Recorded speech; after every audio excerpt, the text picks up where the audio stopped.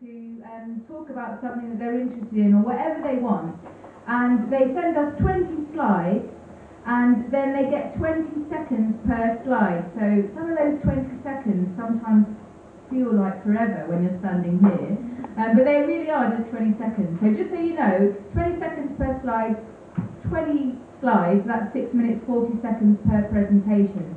And that was, the reason that they started that was because architects tend to talk too much, and probably artists do as well. So let's move on to the next presentation we've got this evening, and that's Andy Clark. If you want to come up, Andy, that would be brilliant. Yeah. So let's have a round of applause for Andy Clark.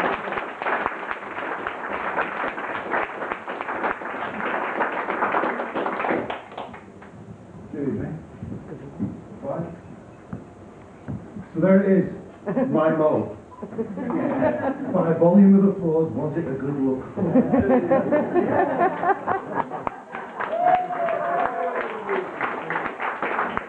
That's the problem with most people when they say this. It wasn't a good look, was it? But I didn't do it. I didn't grow it. So look, I grew it because people asked me why I grew it. And its story started on the 1st of January 2008. During the course of our New Year's celebrations, I put my back out, and I was doing what I always do when I'm ill, which is take paracetamol and wine for my wife.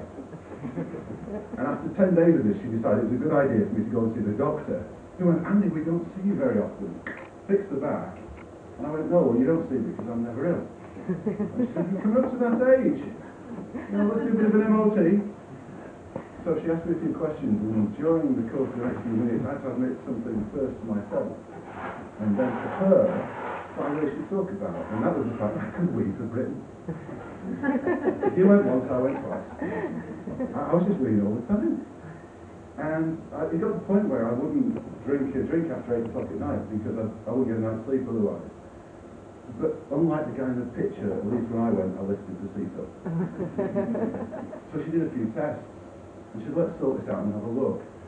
And she took some tests, and 3 days later phoned me with one of those tones of voice you know you should worry about. And she said, I'd like to come in. There's only one thing wrong. There's a thing called your PSA, which shouldn't be more than 3, and yours is 12.9. And I went, what? And she went, that means you've probably got prostate cancer. 8 days later, I'm at Nottingham Urology Centre, where I met Mr. Harris, who's not only being a brilliant surgeon, he's one of the nicest people on the planet, and he said, yeah, you have got prostate cancer, but I reckon we've caught it soon enough and it probably won't kill you. Here's a kicker. 1 man dies every hour of prostate cancer in Britain. 35,000 men will be diagnosed with it this year. And it's now the biggest cancer killer in men in the UK.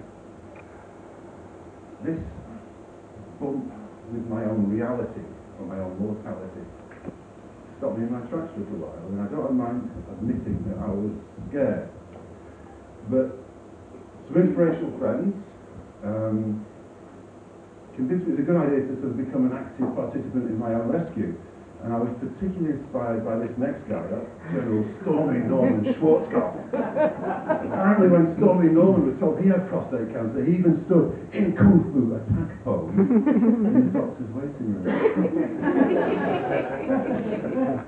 And so it was a bit of a Stormy Norman, watch out for the next slide if you squeamish. It was a bit of a Stormy Norman mentality that on the 26th of March, I had a laparoscopic radical prostatectomy.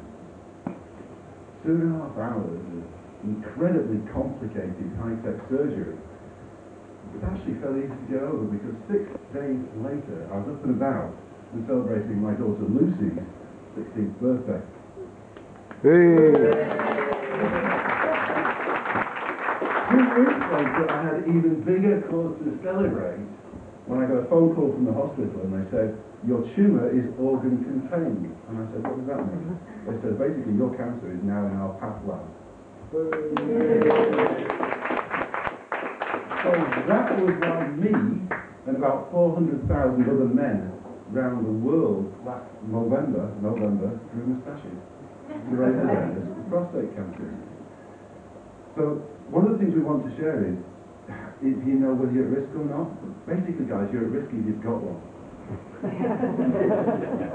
So avoid the fatty foods, eat the healthy, boring stuff, particularly the cooked tomatoes. It's a good one, guys. The University of Victoria in Australia has done some research in how to look after your prostate, and the best thing you can do with it is use it. It basically means that not only does it not make you go blind, it's good for you. The symptoms are really easy to spot. They sound like some of the seven dwarfs. Drippy, droopy, leaky. But if you get the symptoms, the end is not nigh. Get it sorted out quickly, and you can have something done about it. And that's the big message. But I know, I don't know where that white barrier is from. I didn't put that on. I think the hardest thing is to think the unthinkable to yourself and actually admit it to yourself. And I think it was last Tuesday when a man sticks his head in Sandy Bar starts to look like a target. It's never been more true than this. I know there are men who know they've got something wrong, but still won't go to the doctor because they're too embarrassed to talk about it or show the doctor their bumps. And if they leave it too late, they're going to die of an overdose of dignity, and that would be a real shame, wouldn't it?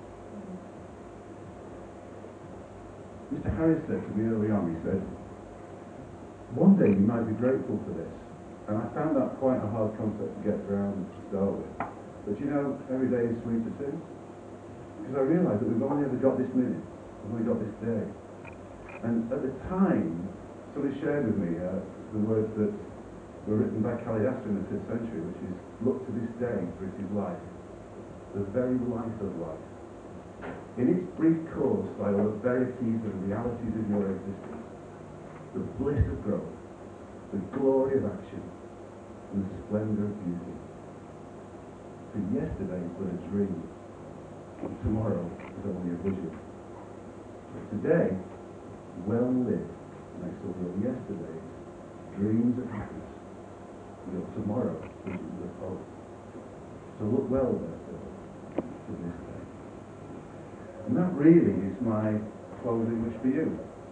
That you make every day a day well lived, a day where you find laughter, a day where you find love, a day where you find peace, and a day where you find the courage to do the tough stuff and make sure you get many, many more days well lived.